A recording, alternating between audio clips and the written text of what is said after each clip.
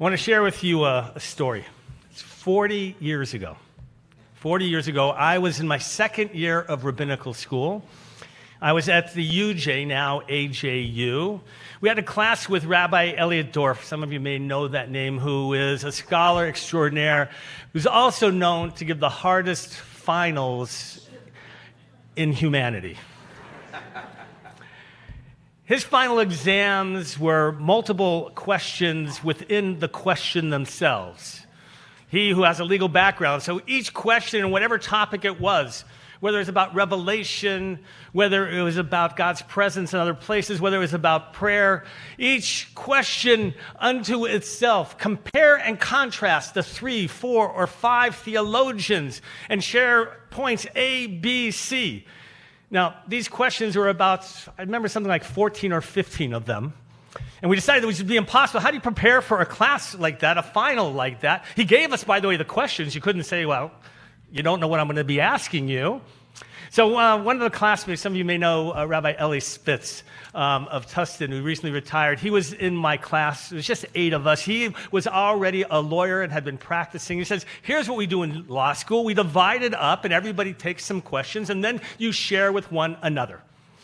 So we did that, and everybody wrote. It took hours and hours just to prepare the sections that we had to do, and then we would gather together and study for hours on end. In the UJ library in the back, there's a table where you can actually talk. And so we were talking, and on this particular day we were studying, we were talking about theodicy. We're talking about God and evil, and in particular to talk about the Holocaust. And so we were looking at the book of Job. We'd read what was then a new book that just come out a year or two beforehand, When Bad Things Happen to Good People by Harold Kushner. We read heavy theologians like Richard Rubinstein and Eliezer Berkowitz, Viktor Frankl. We were talking and sitting and exchanging and talking about God and evil and the Holocaust, when out of the book stack comes a little man. Looked as if, young rabbinical students, he looked ageless, but he was probably in his late 70s. With that gray, ruffled hair, he just walked up towards us. We didn't even pay attention to him. And all of a sudden, he slammed on the table. What are you talking about, God? You weren't in the Holocaust. I was there. How dare you talk about God? You know nothing. And they just walked away. Like Elijah disappearing into the book stack. He was gone. You can imagine, we looked around the table at each other. How do you respond? Is there anything you can say? You transformed the theoretical discussion about God into the reality of what God really is in life. And who did we dare to talk in the absence of that experience? And not a word was uttered, and someone shouted, someone just said, well, I guess this study session's over. And we just walked out silently. And I remember that moment so clearly, as if it were yesterday, 40 years later, when this man transformed that theoretical discussion into a real understanding of life. In a new book entitled Awe, some of you may have seen it, it's on the national bestseller list, the author and professor of psychology, Dacher Keltner, writes about the role of awe in our lives. He begins by defining awe as, quote, the feeling of being in the presence of something vast that transcends your current understanding of the world. Keltner divides awe into 8 different broad categories of experience as they are by humans.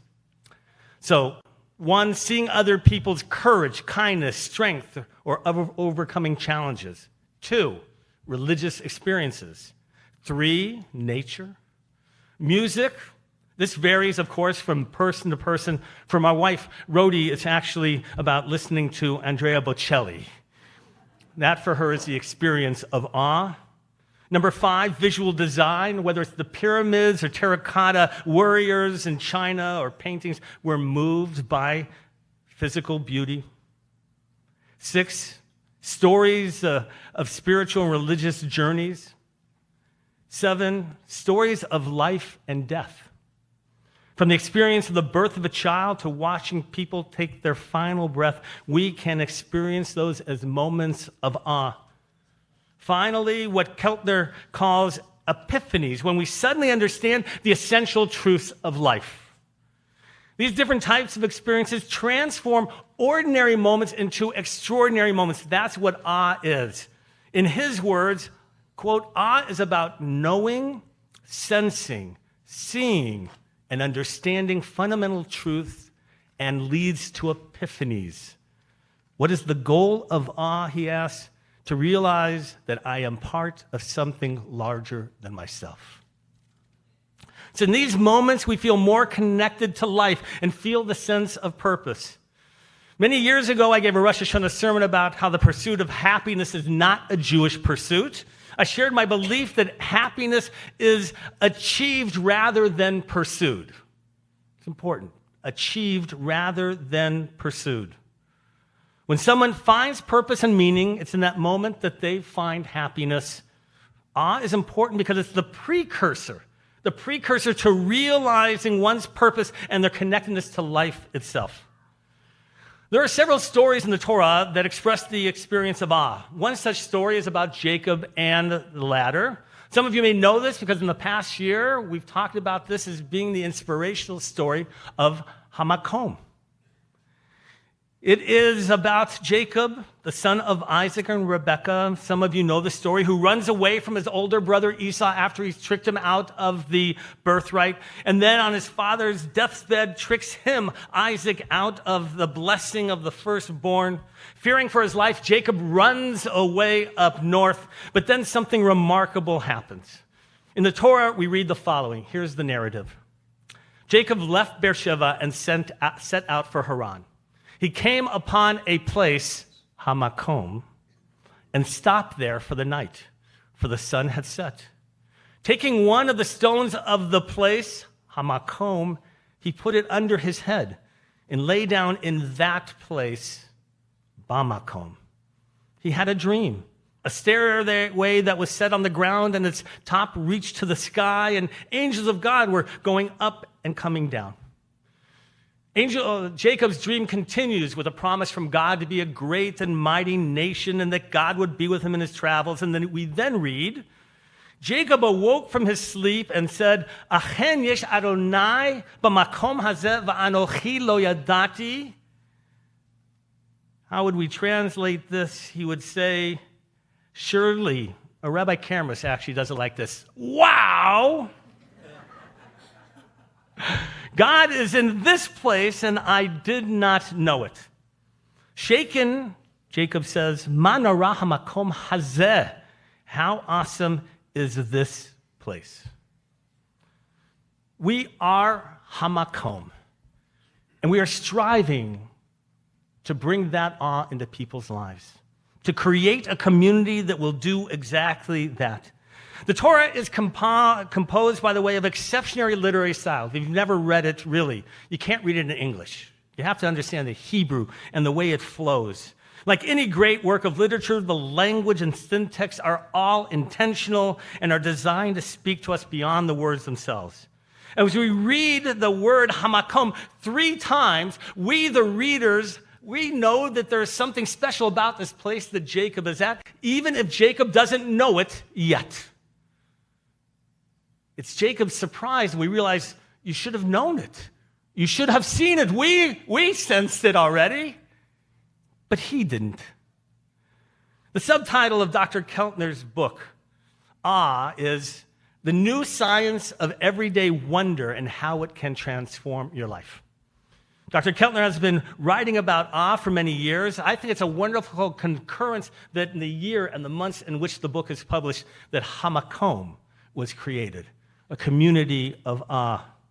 Of the 8 different ways to experience awe that Dr. Keltner wrote about, nature is one of the most common ones. How many of you have had that experience within nature to feel the sense of awe? Exactly. Heschel, you may know Rabbi Abraham Joshua Heschel, spoke about that sense of awe.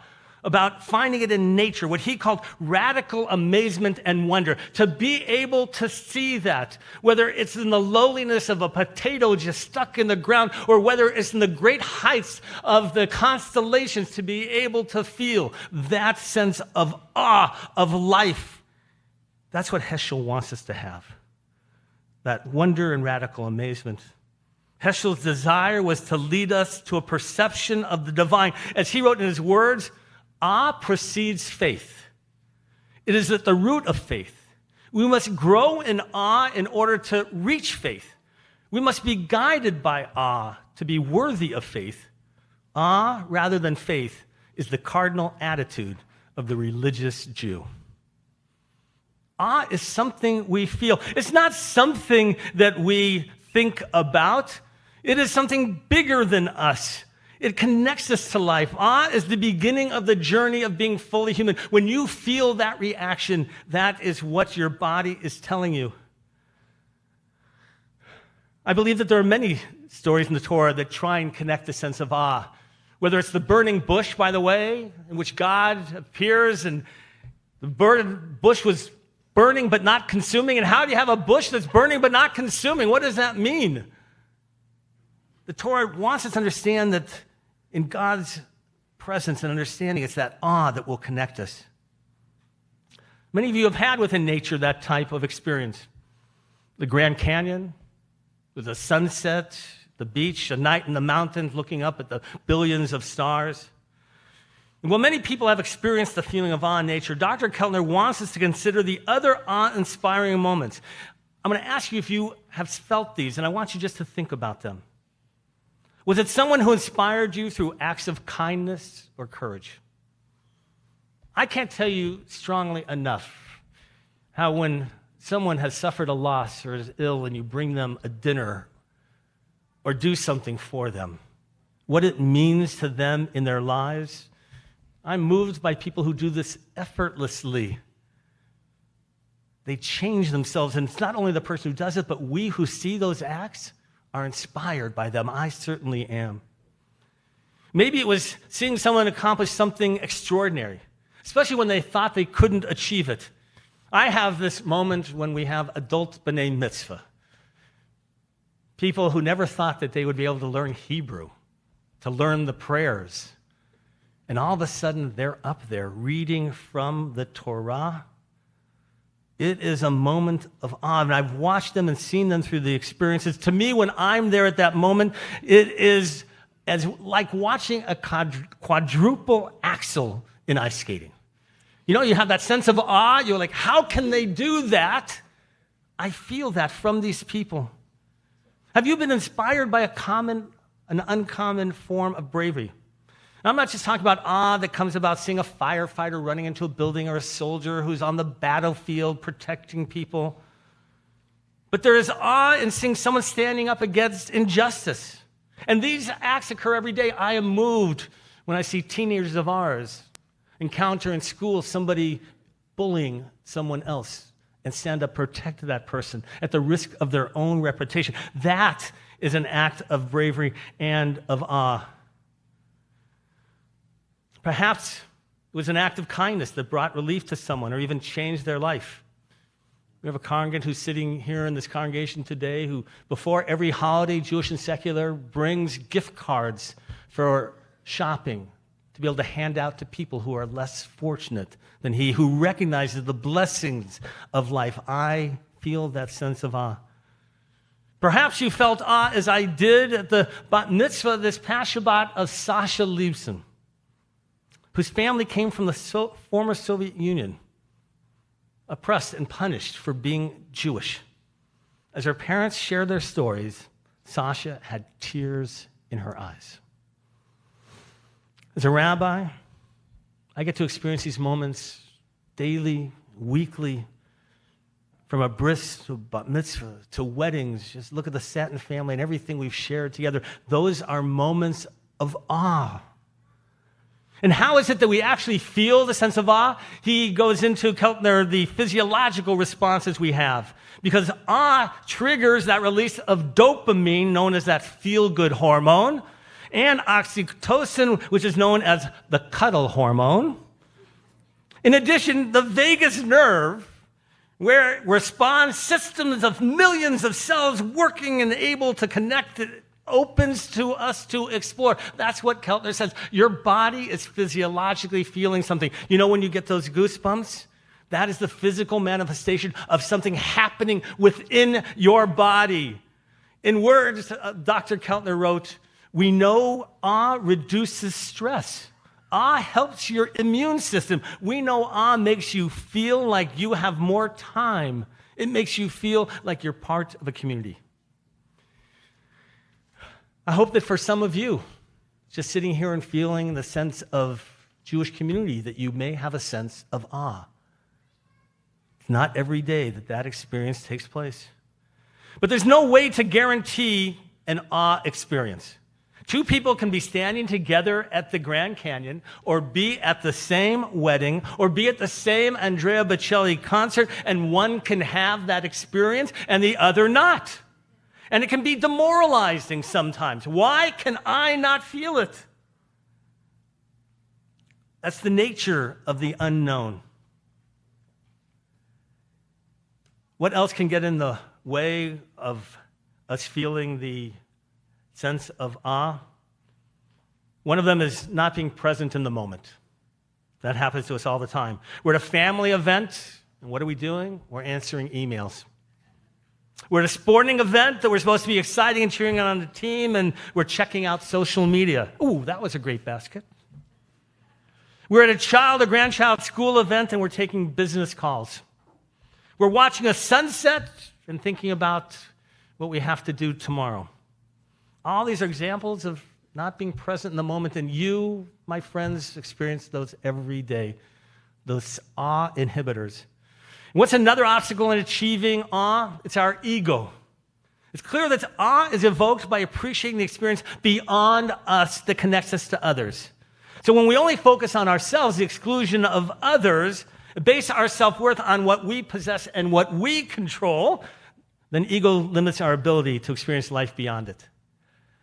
In the verses I quoted you from Jacob in the story, he says, "Anochi lo yadati," and I didn't know it. Anochi, and those of you who know Hebrew may know that's not the usual word for I. Usually it is ani. Remember from religious school, ani po, I'm here. You would never say anochi po. So the rabbi's point, and it happens within the Torah, when this word anochi is used, it's to point and to emphasize the I in that moment.